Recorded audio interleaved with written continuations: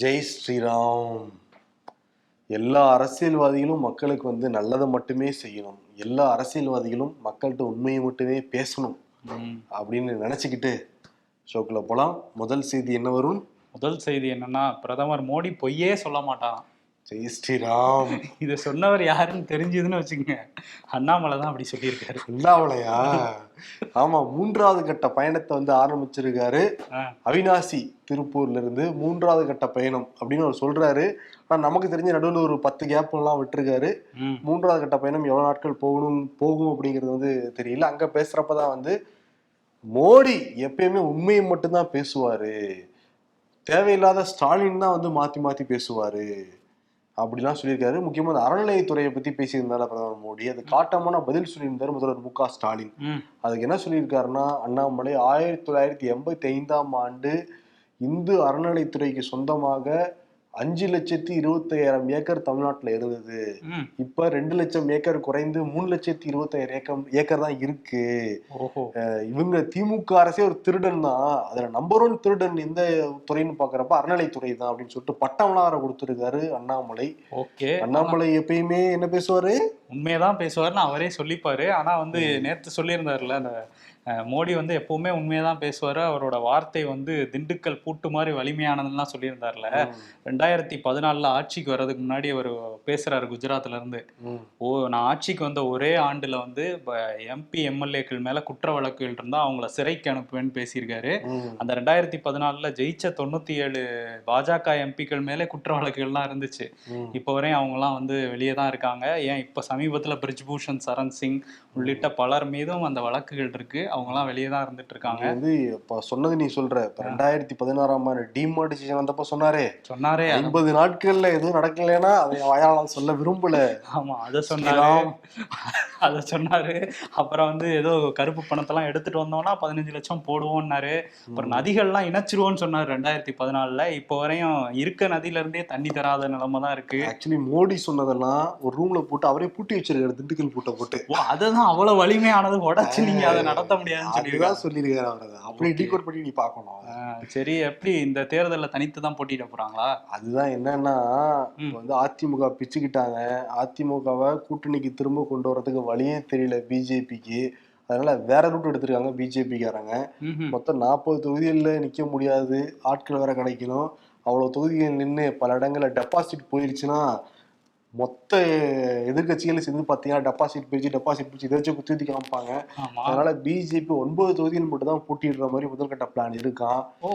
தென் சென்னை, திருச்சி, அதுக்கப்புறம் ராமநாதபுரம், கன்னியாகுமரி, கோயம்புத்தூர், திருப்பூர் அவங்க ரொம்ப ஸ்ட்ராங்கா இருப்பாங்கல்ல.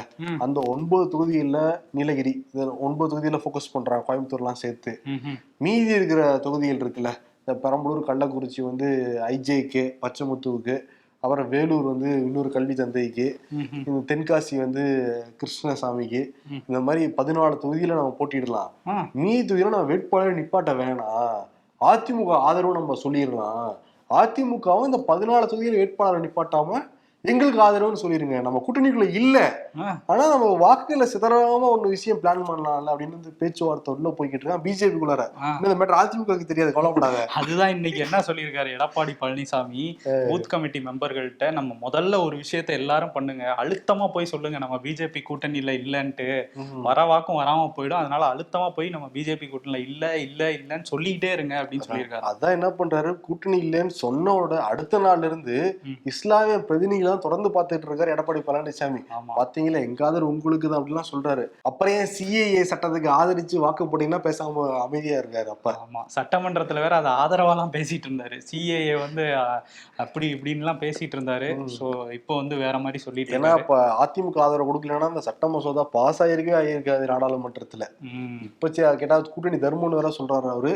ஆனா என்னன்னா, எக்காரணத்தை கொண்டு 2024 சரி 2026 சரி பிஜேபி கூட்டணி இல்லைங்கிறதுல அவங்க தெளிவா இருக்காங்க. ஆனா இவங்க தான் நைஸா விட்ட போட்டு பார்த்துட்டு இருக்காங்க பிஜேபி. இதெல்லாம் அண்ணாமலை தான் சும்மா இருந்திருக்கலாம்ல, அவரே எப்படா பாயிண்ட் கிடைக்கும்னு வெயிட் பண்ணிட்டு இருக்காரு எடப்பாடி. பாயிண்டா எழுதுறது கொடுத்துக்கிட்டே இருந்தா என்ன பண்றது, அதை வச்சு வெளியே போயிட்டாங்க. இப்ப இன்னைக்கு கவிஞர் கண்ணதாசனுடைய நினைவு தினம்.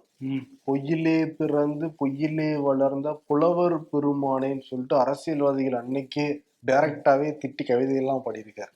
ஆமா, அதே மாதிரி ஆண்டவன் கட்டளைன்னு ஒரு படத்துல ம். சிரிப்பு வருது சிரிப்பு வருது, சிரிக்க சிரிக்க சிரிப்பு வருது, சின்ன மனுஷன் பெரிய மனுஷன் செயலை பார்த்து சிரிப்பு வருதுன்னு ஒரு பாட்டு இருக்கு. ம். ஓகே, அதுவுமே வந்து நிறைய பேரோட பொருத்தி பார்க்க முடியும். எல்லா அரசியல்வாதிகளும் கரெக்டா பொருத்தி பார்க்க முடியும். சிரிப்பு தானே வருது. சில பேர் அறிக்கையெல்லாம் படிக்கிறப்ப நமக்கு, சில பேர் பேசுறப்ப நினைக்கிறப்ப. ஆமா, அறிக்கைன்னு சொன்னோன்னா அந்த ஒரு 1/4 மணி நேரம் சிரிச்சமே அதுதான் ஞாபகம் வருது. ஆமா. ஓகே, இன்னொரு சின்ன மனுஷன் பெரிய மனுஷன் சொன்னீங்கல்ல, ம், சின்னவர் ம். அப்படின்னு யாரை குறிப்பிடுவாங்க? ஆமா, உதயண்ணாவை தான் சொல்லுவாங்க. ஆமா, அதிமுக வந்து அண்ணாவை விட்டு உதயநாவை இப்ப தூக்கி பிடிச்சிருக்காங்கலாம் கிண்டல் பண்ணிக்கிட்டு இருக்காங்க. ம், சரி, உதயநிதி மேல உயர்நீதிமன்றத்தில் வழக்கு நடந்துகிட்டு இருக்கு. அந்த சனாதனத்தை பத்தி பேசுனதுனால உதயநிதி சார்பாக ஆஜரான வழக்கறிஞர் என்ன சொல்றாங்கன்னா, பாருங்க, எதிர் மனுதாரருக்கு வாதாடுறது ஒரு அரசு தரப்பு வழக்கறிஞர். இதுல இருந்தே தெளிவா தெரியுது பிஜேபி இதுக்கு பின்னாடி இருக்காங்க அப்படின்ட்டு. இன்னொன்னு வந்து இது வந்து ஒரு கொள்கை ரீதியான ஒரு மோதல் தான். அது நீதிமன்றத்தில் விவாதிக்கப்பட வேண்டிய அவசியமும் கிடையவே கிடையாது. உதயநிதி சொன்ன கருத்து வந்து ஏற்கனவே அம்பேத்கர் சொன்னதுதான், அண்ணல் அம்பேத்கர் சொன்னதான், பெரியார் சொன்னதுதான், அண்ணா சொன்னதான், கலைஞர் சொன்னதான், மு.க.ஸ்டாலின் சொன்ன அதே கருத்தை தான் இவரும் வந்து சொல்லியிருக்காரு அப்படிலாம் வாதங்கள் வந்து முன் வச்சிருக்காங்க. இப்ப அந்த வழக்கு வந்து ஒத்தி வைக்கப்பட்டிருக்கு. ஓகே, ஒத்தி வச்சிருக்காங்க. இன்னொரு விஷயம் என்னன்னா, அந்த திமுக பத்தி பேசணும்ல, நேத்து வந்து முதல்வர் மு.க.ஸ்டாலின் வந்து ஒரு அரசாணை வெளியிட்டிருக்காரு. அதுல என்ன சொல்லியிருக்காங்கன்னா, அரசு வழக்கறிஞர்கள் இருக்காங்கல்ல, உயர்நீதிமன்றம், கீழமை நீதிமன்றங்கள்னு எல்லா நீதிமன்றங்களும் 700க்கும் மேற்பட்ட அரசு வழக்கறிஞர்கள் அரசு சார்பா வாதாடிட்டு இருக்காங்க. ஸோ அவங்க எல்லாருக்குமே வந்து கட்டணத்தை வந்து 2 மடங்கா உயர்த்தி வந்து அரசாணை வெளியிட்டிருக்காங்க. 2011க்கு அப்புறம் இப்போதான் வந்து அந்த கட்டணம் வந்து உயர்ந்திருக்கு அப்படின்னு சொல்றாங்க. நிறைய வழக்குகளுக்கு அமைச்சர்கள் சார்பா வேற ஆஜராகிட்டு இருக்காங்கல்ல. உதயநிதி பத்தி பேசிட்டு இருந்தோம்ல, மண்டியிட்ட உதய் அப்படின்ற ஹேஷ்டாக் வந்து பயங்கரமா ட்ரெண்ட் பண்ணிட்டு இருந்தாங்க. அதிமுக தரப்புல இருந்தும் பிஜேபி தரப்புல இருந்தும் நீதிமன்றத்துல வந்து ஒரு வேற மாதிரி சொல்லியிருக்கிறதா சொல்லிட்டு இருந்தாங்க. பட் அஃபிடவிட் என்ன இருக்கோ அதான் வந்து பார்க்க வேணும். நம்ம அஃபிடவிட்ல சோசியல் மீடியால பரவுற மாதிரி எந்த தகவலுமே இல்லை. அதனால இங்க தெளிவுபடுத்துறோம். RSS வந்து நாங்க ஊர்வலம் நடத்தியே தீர்வோம்னு சொல்லிட்டு நீதிமன்றத்துக்கு போயிருந்தாங்க. ஏன்னா இங்க காவல்துறை, தமிழ்நாடு காவல்துறை அவங்களுக்கு பர்மிஷன் கொடுக்கல.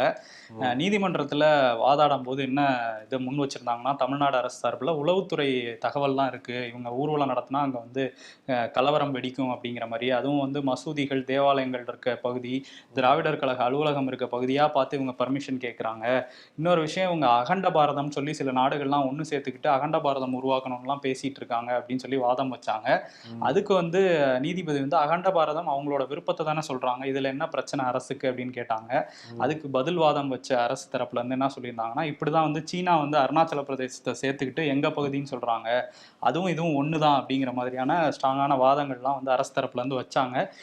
2 தரப்பு வாதங்களையும் கேட்டுட்டு இப்ப நீதிமன்றம் என்ன சொல்லியிருக்காங்கன்னா, 22ஆம் தேதியிலிருந்து 29ஆம் தேதி வரையும் 33 இடங்கள்ல RSS ஊர்வலம் வந்து நடத்திக்கலாம் அப்படிங்கிற சொல்லியிருக்காங்க. அந்தந்த மாவட்டத்துக்கு ஏற்ற மாதிரி அது நிபந்தனைகள் உட்பட்டு தான் நடத்தணும், எல்லா கட்டுப்பாடுகளையும் பின்பற்றணும் RSSங்கிறதையும் சொல்லியிருக்காங்க. ஜெய் ஸ்ரீராம் அந்த கோஷத்தை போட்டுட்டு தான் நடைபயணம் மேற்கொள்வாங்கன்னு நான் சொல்ல வரேன். ஆமா, எப்படா இந்த லியோ பிரச்சனை முடியும்னு இருக்கு. குறுக்கால அந்த கௌசிக் வந்தான்னு சொல்லிட்டு இந்த அரசியல்வாதிகளை பத்தி பேசிட்டு இருக்கோம். குறுக்கால இவங்க வேற ஓடிக்கிட்டு இருக்காங்கப்பா. அது ஓடினா கூட பரவாயில்ல, நீதிமன்றத்துக்கு ஓடுறாங்க, ஓடிக்கிட்டு இருக்காங்க, அக்கப்பரா இருக்கு. ப்ரமோஷன் பண்ணிட்டு இருக்காங்கன்னு நினைக்கிறேன் இதெல்லாம் வச்சு. ஆமா, நீதிமன்றத்தை இன்னைக்கு வந்து ஃபர்ஸ்ட் ஷோ 4 மணிக்கு தான் பார்த்தாங்கன்னு ரசிகர்கள் ஆசைப்படுறாங்களாம். லியோ தரப்பு நீதிமன்றத்துல வார்த்தை வைக்க ரசிகர்களுக்காக தானே எல்லா காட்சியும் நடத்திட்டு இருக்கீங்க. அது என்ன ஒரு காட்சி மட்டும் தான் ரசிகர்கள் வந்து கேள்வி கேட்க கேள்வி கேட்க கடைசியில 4 மணி காட்சியெல்லாம் அனுமதி கொடுக்க முடியாது. ஏன்னா அரசு தரப்புல என்ன சொன்னாங்கன்னா, இது மாதிரி 4 மணி காட்சி வச்சு ஒருத்தர் உயிரிழந்திருக்காரு, அதனால சட்ட ஒழுங்கு பிரச்சனை இருக்கு. நீதிபதியும் ஸ்ட்ராங்கான கேள்வி எல்லாம் கேட்டுருக்காங்க. மொத்தம் 850 தியேட்டர்ல நீங்க ரிலீஸ் பண்ணணும்னு நீங்க சொல்றீங்க, 4 மணி காட்சி வைக்கணும்னு நீங்க சொல்றீங்க. அப்ப எவ்வளவு காவல்துறை பாதுகாப்பு பணி ஈடுபடணும்னு நீங்க எல்லாம் யோசிச்சு பாருங்க. வேணா காலையில 7 மணிக்கு அரசாங்கம் அனுமதி கொடுத்தா நீங்க ரிலீஸ் பண்ணிக்கோங்க அப்படின்னு மாதிரி சொல்லி அமைச்சிருக்காங்க. இப்போ ஆல்ரெடி 5 ஷோக்கு அனுமதி கொடுத்துருக்காங்கப்பா. எக்ஸ்ட்ரா ஒரு ஷோ வேணும்னு சொல்லிட்டு அடம் பிடிக்கிறாங்க பட தயாரிப்பு. இன்னொரு பிரச்சனை என்னன்னா, இப்ப சென்னையில ரிலீஸ் ஆகுமா ஆகாதானே தெரியாத கன்ஃபியூஷன் போய்கிட்டு இருக்கு. ஏன்னா பட தயாரிப்பு நிறுவனம் வந்து தியேட்டர் கிட்ட 80% ஷேர் கேட்கறாங்க இந்த முதல் வாரத்துல. ஓகே, இவங்க தியேட்டர் ஓனர் தரப்பு வந்து 60% தான் நாங்க தர முடியும் அப்படின்னு இவங்க வந்து பேச்சுவார்த்தை போய்கிட்டு இருக்கு. அதனால படம் ரிலீஸ் ஆகுமா ஆகாதான் கன்ஃபியூஷனு. ஹைதராபாத்ல படமே தடை விதிச்சிருக்காங்க இந்த பேரு குழப்பத்தினால. ஏதோ பிரச்சனைக்குரிய பேரா இருக்கான் லியோ அப்படிங்கிறது. அங்க என்ன பிரச்சனைன்னு தெரியல. இதுக்கெல்லாம் நம்ம போய் ஆராய முடியாது, பக்கத்து ஸ்ட்ரீட் வரைக்கும் போய் லியோ பிரச்சனைக்கு. ஆமா, ஆனா வந்து இப்போ வந்து இந்த நீதிமன்றத்துல சொல்லியிருக்காங்கல்ல, அதே மாதிரி இந்த கட்டண கொள்ளை வந்து அதிகரிச்சுட்டே தான் போகுது திரையரங்கத்துல. அதுக்கும் ஏதாவது உத்தரவு போட்டீங்கன்னா நல்லா இருக்கும். திண்டுக்கல் கலெக்டர்லாம் இப்ப வந்து டோல் ஃப்ரீ நம்பர்லாம் கொடுத்துருக்காங்க. திண்டுக்கல் மட்டும் இல்ல, திருவள்ளூர், விழுப்புரம்னு மாவட்ட ரீதியா வந்து கலெக்டர்கள்லாம் அதிக கட்டணம் வசூலிச்சா எங்கள்கிட்ட புகார் கொடுங்கன்னு சொல்றாங்க. பட் நடவடிக்கை எடுப்பாங்களா அப்படிங்கிறது கேள்விக்குறி. இதுக்கு முன்னாடி எல்லா படத்துக்கும் அப்படிதான் வாங்கிட்டு இருந்தாங்க. இதுல என்னன்னா, இந்த கடம்பூர் ராஜு சொல்லியிருந்தாருல, விஜயை பார்த்து திமுக அரசு பயப்படுது அப்படின்னு. அதுக்கு வந்து இப்ப ரகுபதி சட்டத்துறை அமைச்சர் என்ன சொல்றாருன்னா, நாங்க திரைக்கலைஞர்களை வாழ வச்சுக்கிட்டு இருக்கிறதா திமுகவுடைய அரசு. கரெக்டா தானே சொல்லியிருக்காங்க. அமைச்சராலாம் ஆக்கியிருக்காங்கல்ல, ஆக்கியிருக்காங்க. அதுக்கப்புறம் வந்து ஜெயக்குமார் இருக்காருல்ல, அவர் என்ன சொல்றாரு, திரைத்துறையினர் வந்து ரொம்ப இக்கட்டான சூழல் இருக்காங்க திமுக அரசு. அப்படி அதிமுக அரசு வந்துச்சுன்னா அப்படி கிடையவே கிடையாது. ஆனா ஜெயக்குமார் வந்து அவர் யோசிச்சு பார்க்கணும். ஏன்னா திரைக்கலைஞர்களை அவங்க வாழ வச்சிருக்காங்க. திமுகல தான் எம்ஜிஆரே அமைச்சர் ஆனாரு. அதனாலதான் அதிமுகவே உருவாச்சு. ஆமா, இன்னொன்னு வந்து இதே விஜய்க்கு பிரச்சனை நினைச்சு தெரியும்ல. ஆமா, ஏடிஎம்கே பீரியட்ல ஒரு சப்டைட்டில் சேர்த்ததுனால என்ன கதிக்குள்ளானாலும் எல்லாருக்கும் தெரியும். அதை மறந்துட்டாரு ஜெயக்குமார். ஆமா, மறந்துட்டாரு. அதே மாதிரி இன்னொரு பிரச்சனை நீதிமன்றங்களை பத்தி தான் இந்த செய்தியுமே. பெங்களூரு, குறிப்பா கர்நாடகாவில் உள்ள பல நீதிமன்றங்கள்லையும் வந்து அந்த தடை விதிக்கிறாங்க. ஒரு விஷயத்தை பத்தி பேசுறதுக்கு எங்களை பத்தி இவங்க எழுதக்கூடாது அப்படின்னு போய் கோர்ட்ல போட்டோம்னா தடை விதிக்கிறாங்க. அந்த மாதிரியான விஷயங்கள் தொடர்ச்சியா கர்நாடகால, குறிப்பா பெங்களூர்ல உள்ள கோர்ட்ல தான் வந்து அதிகமா நடந்துட்டே இருக்கு அப்படின்னு சொல்லி சமூக ஆர்வலர்கள்லாம் வந்து பேச ஆரம்பிச்சிருக்காங்க. என்ன விஷயம்னா, நம்மளே ஒரு ஷோல வந்து ஒரு செய்தி பேசியிருந்தோம். கர்நாடகாவோட பாஜக எம்எல்ஏ விருபாக்ஷப்பா அப்படிங்கிறவர் வந்து லஞ்சம் வாங்கினாரு அப்படிங்கிற மாதிரி ஒரு செய்தி பேசணும்ல. இதை பத்தி மீடியாக்கள் வந்து பேசக்கூடாது அப்படின்னு சொல்லி தடை வாங்கியிருந்தாரு. ஒரு 46 மீடியாக்கள் பேசக்கூடாதுன்னு தடையெல்லாம் வாங்கியிருந்தாரு. ஸோ இந்த மாதிரி வந்து போய் தடை வாங்குறாங்க அப்படின்னு சொல்றாங்க. இதே மாதிரி இப்ப சமீபத்துல வந்து அதுக்கு நடுவில் எங்ககிட்ட நாங்க பேசுறோம், ஏன்னா என்கிட்ட ஒரு தடை வாங்கல. ஆமா, அந்த 46 பேர்ல நம்ம கிடையாது. அதே மாதிரி வந்து மத்திய அமைச்சர், இந்த மாதிரி பாஜக காரங்க தான் நிறைய வாங்குறாங்கிற குற்றச்சாட்டும் இருக்கு. மத்திய அமைச்சர் ராஜீவ் சந்திரசேகர் வாங்கியிருக்காரு. அதே மாதிரி லதா ரஜினிகாந்த் அந்த கோச்சடையான் சீட்டிங் கேஸ் வந்து இன்னும் நடந்துகிட்டு தான் இருக்கு. அந்த பட நிறுவனத்துல இருந்து மோசடி பண்ணிட்டாங்கன்னு சொல்லி லதா ரஜினிகாந்த் மேல வழக்கு போயிட்டு இருக்கு. அவங்களுமே வந்து இந்த மாதிரி என்னைய பத்தி பேசக்கூடாது மீடியாஸ்லாம் தடை வாங்கியிருந்தாங்க. பெங்களூர் கோர்ட்ல தான் வாங்கியிருந்தாங்க.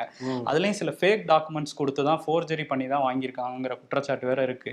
இது வந்து எப்படி பெங்களூர் நீதிமன்றங்களை தொடர்ச்சியா அது அதிகரிச்சுட்டே போகுதுங்கிறது தான் இப்போ வந்து சில வழக்கறிஞர்களும் சில பத்திரிகையாளர்களும் இந்த கேள்வியை வந்து கேட்க ஆரம்பிச்சிருக்காங்க. ஏன்னா மீடியா தரப்புல இருந்து எந்த வாதமுமே கேட்கப்படுறது இல்லையா. ஒன் சைடா அவங்க வந்து இந்த மாதிரி ஒரு டாக்குமெண்ட் இது பண்ணி நீங்க வந்து தடை விதிக்கணும்னு சொன்னோன்னே விதிச்சிடுறாங்க. மீடியா தரப்புல இருந்தும் நீங்க இதை பத்தி ஏன் பேசுறீங்கன்னுலாம் கேட்கறது இல்லை. கேட்டா எங்க சைடு வாதத்தையும் வைப்போம்னு சொல்லி சில பத்திரிகையாளர்களுமே இதை பேச ஆரம்பிச்சிருக்காங்க. ஸோ வாய்ப்பூட்டு போடக்கூடாது மீடியாக்களுக்குன்ட்டு ஒரு கோரிக்கை வந்து வலுவா வந்து எழுந்திருக்கு. ஆல்ரெடி அரசாங்கம் தான் போட்டுக்கிட்டு இருக்கு.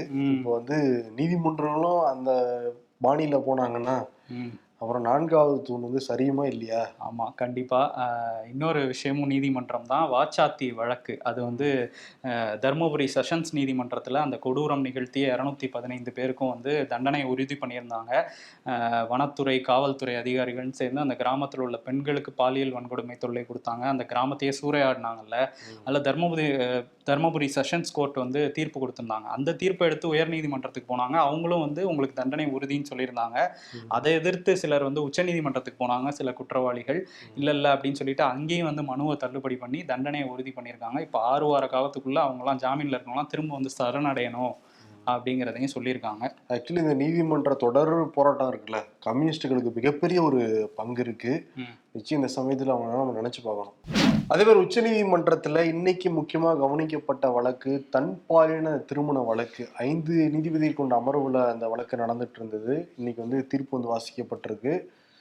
என்ன சொல்லியிருக்காங்கன்னா, இது வந்து நீதிமன்றம் முடிவெடுக்க முடியாது, நாடாளுமன்றம் தான் வந்து சட்டம் வந்து இயற்றணும், அதுக்கு பிறகு தான் நாங்கள் முடிவெடுக்க முடியும்னு சொல்லிட்டாங்க. அதனால இந்தியாவில் வந்து தன்பாலின திருமணம் வந்து செல்லாது. ஆமாம், ரெஜிஸ்டர் பண்ணணும் அப்படிங்கிறது ஒரு எங்களுக்கும் அங்கீகாரம் கொடுக்கணுங்கிறது அவங்களோட கோரிக்கையாக இருந்தது. பட் இன்னைக்கு வந்து 3 நீதிபதிகள் வந்து கூடாது அப்படின்னு சொல்லியிருக்காங்க. 2 பேர் வந்து கொடுக்கலாங்கிற மாதிரி சொன்னதுனால மாறுபட்ட தீர்ப்புனால இந்த தீர்ப்பு வந்து இறுதியாக இருக்கு. இன்னொரு விஷயமே உச்சநீதிமன்றத்தில் நடந்திருக்கு. மணிஷ் சிசோடியா வந்து அந்த மதுபான கொள்கை வழக்கில் வந்து கைது பண்ணி உள்ளே வச்சிருக்காங்க அமலாக்கத்துறை. இதில் வந்து குற்றப்பத்திரிகையெல்லாம் தாக்கல் பண்ணிட்டாங்க அமலாக்கத்துறை. இருந்தாலும் வாதத்தை நீங்கள் ஏன் தொடங்காமல் இருக்கீங்க, எவ்வளோ நாள் அதனால் அவரை காலவரையின்றி அவரை உள்ளே வச்சிருக்க முடியாது, வாதத்தை சீக்கிரம் ஆரம்பிங்கன்னு சொல்லி உச்சநீதிமன்றம் வந்து கொட்டு வச்சிருக்காங்க. ஏற்கனவே வந்து கேட்டிருந்தாங்க, இதில் என்ன ஆதாரங்களே இல்லாமல் அவரை கைது பண்ணி உள்ளே வச்சிருக்கீங்களா, ஒழுங்கான ஆதாரங்களை சமர்ப்பிங்கன்னுலாம் சொல்லியிருந்தாங்க. திரும்பியும் வாதங்களை தொடங்குங்கன்னு வந்து சொல்லியிருக்காங்க. நீங்க மறந்துட்டீங்கன்னு நினைச்சிட்டோங்கய்யா. நிறைய வழக்கு இருக்கு எங்களுக்கும், அமலாக்கத்துறையும் அவங்க ஓய்வின்றி உழைச்சிட்டு இருக்காங்கல்ல. தமிழ்நாட்டில் ஒரு பக்கம் மழை பெஞ்சிட்டு இருக்கு, இன்னொரு பக்கம் வந்து பனிக்காலம் வேற தொடங்க போகுது இல்லை, அதனால காய்ச்சல் வந்து அதிகரிக்கும், சளி இருமல்லாம் அதிகரிக்கும், கேர்ஃபுல்லாக இருங்கன்னு சொல்லி மருத்துவர்கள்லாம் சொல்ல ஆரம்பிச்சிருக்காங்க. ஏற்கனவே ஒரு பக்கம் டெங்கு வந்து வேகமாக பரவிட்டு இருக்குது, 5000 பேர் வந்து இதுவரையும் பாதிக்கப்பட்டிருக்கதா சொல்றாங்க. வெஸ்ட் பெங்காலை மீட் பண்ணிடுவாங்க போல இருக்கு தமிழ்நாடு. ஆமா, 33,000 கேஸ்னாங்கல்ல. இங்க வந்து அந்த முன்னெச்சரிக்கை நடவடிக்கைன்னு சொன்னாங்க, அதுதான் இல்லை. சரி, வந்ததுக்கப்புறம் வேகப்படுத்துவாங்கன்னு பார்த்தா எதுவும் வேகப்படுத்தின மாதிரியே தெரியல. ஏதாவது ஒரு ஏரியாவில் பெரிய பிரச்சனை இருக்கும்போது தான் அங்கே போய் வந்து அந்த கொசு ஒழிப்புலலாம் ஈடுபடுறாங்க. ஸோ அதை கவனிக்கணும். இன்னொரு பக்கம் இந்த காய்ச்சலும் வந்து அதிகரிச்சுட்டே இருக்கான். நீங்கள் வேற கொஞ்சம் ஒரு மாதிரி தான் பேசிகிட்டு இருக்கீங்க, உங்களுக்கும் வந்து சளி இருக்குது. இப்பெல்லாம் சளி பிடிச்சா 2 வாரம் 3 வாரம் வந்து வச்சு செஞ்சுக்கிட்டு தான் அது இருக்கு. அதனால யாரு காய்ச்சல் வந்தாலும் உடனே மருத்துவர் அணுகுங்க. ஆமாம், ஆஃபீஸ்லேயே சில பேர் வந்து அர்ஜுன் தாஸ் வாய்ஸில் பேசிகிட்டு இருக்காங்க, தொண்டையெல்லாம் வேற கட்டுதுன்றாங்க. ஸோ சுட வச்ச தண்ணியை குடிங்க, முடிஞ்ச அளவு வெளியே சாப்பிட்றத தவிர்த்துருங்கன்னெலாம் மருத்துவர்கள் சொல்கிறாங்க. அதனால் கேர்ஃபுல்லாக இருக்க வேண்டியது அவசியம். ஆமாம், சளி வந்தவங்களுக்கு தள்ளி நின்று பேசுங்க. ஏன் நான் வருண்டு பேசினா வருண்டு தான் முதல்ல வந்துச்சு, அப்புறம் தான் எனக்கு வந்தது. எனக்கு இன்னும் இருக்குன்னு நினைக்கிறேன், அது உள்ளே தான் இருக்கும், அது ஒன்றும் பண்ண முடியாது. 5 மாநில தேர்தல் வந்து சூடு பிடிச்சிருக்குல்ல. இப்போ ராகுல் காந்தி வந்து மிசோரம் போயிருக்காரு. அங்கே வந்து தேர்தல் பிரச்சாரத்தில் ஈடுபடும் போது என்ன பேசியிருக்காருன்னா, இஸ்ரேலில் தான் அதிக அக்கறையும் கவனமும் செலுத்திட்டு இருக்காரு பிரதமர் மோடி. மணிப்பூரை பற்றி அவருக்கு கவலையே இல்லை, மணிப்பூரே வந்து 2ஆக பிரிஞ்சு கிடக்கு, அங்கே பாலியல் வன்கொடுமை நடக்குது, மக்கள் வந்து கொல்லப்படுறாங்க, ஆனால் வந்து ரொம்ப அமைதியாக இருக்காரு, அதை பற்றிலாம் அவர் பேசுகிறதே இல்லைங்கிற மாதிரி பேசியிருக்காரு. ஸோ இது வந்து திரும்பியும் வந்து அந்த மணிப்பூர் பிரச்சனையை வந்து பாஜகவுக்கும் காங்கிரஸுக்கும் ஒரு ஃபைட் ஆரம்பிச்சிருக்குது. இன்னொரு பக்கம் இஸ்ரேலை பற்றி பேசும்போது, இஸ்ரேல் வந்து தொடர்ச்சியாக அந்த போர் நடந்துகிட்டே தான் இருக்குது. இஸ்ரேல் வந்து கொடூரமாக காசா பகுதியில் வந்து அட்டாக் பண்ணிகிட்டே தான் இருக்காங்க. அங்கே உள்ள மக்கள் வந்து ரொம்ப கஷ்டப்பட்டுட்டு தான் இருக்காங்க. முக்கியமாக இஸ்ரேல் அரசாங்கம் குழந்தைகளை குறி வச்சு தாக்குறாங்க, அவங்கள வந்து குறி வச்சு சுடுறாங்க அப்படிங்கிற மாதிரி ஒரு விமர்சனங்களும் வந்து எழுந்திருக்கு சர்வதேச அரங்கில். அந்த வீடியோ காட்சியிலும் நம்ம வந்து நிறையா பார்க்குறப்ப குழந்தைகள் அடிப்பட்ட காட்சி தான் நிறையா வந்து பார்க்கவும் வந்து முடியுது. அது வந்து போர் குற்றம்ங்கிறது தான், பண்ணாமல் போர் செய்யணும்னு சொல்லிட்டு தான் அமெரிக்காவே வந்து சொல்ல ஆரம்பிச்சிருக்கு. இதெல்லாம் ஆனால் வந்து டைஜஸ்டே பண்ணிக்க முடியாது, குழந்தைகள் மீது தாக்குதல் நடத்துறதெல்லாம். ஆமாம், ஜோ பைடன் வேற இங்கே இஸ்ரேல் வரப்போறாரு அப்படின்னு சொல்கிறாங்க. இந்த போர் வந்து எங்கே போய் முடியுங்கிறதே தெரியாமல் தான் போயிட்டுருக்கு, தீவிரமாக வேற போயிட்டுருக்கு. இன்னொரு இந்த போரால் தாக்கம் வந்து எங்கே வரையும் இருக்குன்னா, அமெரிக்காவில் சிக்காகோ மாகாணத்தில் பாலஸ்தீனத்தை சேர்ந்த ஒரு இஸ்லாமிய பெண் வந்து தன்னோட மகன் 6 வயது மகனோட அங்கே வாழ்ந்துட்டு இருந்திருக்காங்க. அந்த வீட்டோட உரிமையாளர்னு சொல்லப்படுற ஜோசப் ஜூபா அப்படிங்கிறவர் அந்த வீட்டுக்குள்ளே கத்தியோட வந்திருக்காரு. வந்து அவங்க 2 பேரையும் தாக்கியிருக்காரு. அதில் அந்த 6 வயது சிறுவன் மேலே 26 வெட்டுக்கள் இருந்திருக்கான். அந்த சிறுவன் வந்து பரிதாபமாக வந்து உயிரிழந்திருக்கான். அவங்க அம்மா வந்து காயமடைஞ்சிருக்காங்க. போலீஸ் வந்து அந்த ஜோசப் ஜூபாவை வந்து அரெஸ்ட் பண்ணியிருக்காங்க. பட் இந்த இஸ்ரேல் ஹமாஸ் போர் வந்து எங்கே வரையும் எதிரொலிச்சிருக்குங்கிறத இதை வச்சே தெரிஞ்சுக்க முடியும். இங்கேயும் பாரு, ஒரு சிறுவன் தான் கொலை செய்யப்பட்டிருக்கான்.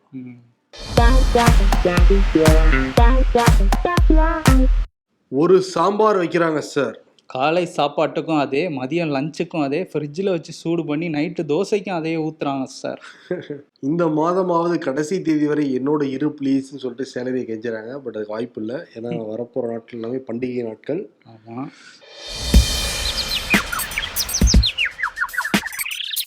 சீத்தா, நான் மணிக்கு 400 கிலோமீட்டர் வேகத்தில் போவேன். சண்டே நானெல்லாம் கண்ண மூடி திறக்கிறதுக்குள்ளே போயிடுவேன், போவியா? ATM deposit machine be like, இந்த பணம் அழுக்கா இருக்கு, ரிஜெக்ட். அரசியல்ல இதெல்லாம் சாதாரணமாப்பா. விருது அண்ணாமலைக்கும் மோடிக்கும். அண்ணாமலை என்ன சொல்லியிருந்தாரு, மோடி பொய்யே சொல்லாதவர், பொய்யே பேசாதவர், அவர் பேசுறது எல்லாமே உண்மை, திண்டுக்கல் பூட்டு வச்சு அவர் பேசுறதெல்லாம் பூட்டி வச்சு லாக் பண்ணிக்கலாம் கம்ப்யூட்டர் ஜி. இதுவே பொய் மாதிரி தான் இருக்கு. சரி, அப்படிலாம் அண்ணாமலை சொல்றது எல்லாம் அப்படிதேவா இருக்கு, உண்மையை தவிர வேற ஒன்றும் இல்லை யுவர். ஆமா, அதே மாதிரிதான் மக்கள்கிட்ட அப்படிதானே சொல்றாரு, நான் சொல்வதெல்லாம் உண்மை, உண்மையை தவிர வேற ஒன்றும் இல்லை அப்படிம்பாரு. அந்த மாதிரி உண்மையை தவிர வேற ஒன்றும் இல்லை அப்படிங்கிற விருதை வந்து மோடிக்கும் அண்ணாமலைக்கும் கொடுத்துட்டு விடைபெறலாம். நன்றி, வணக்கம். நன்றி.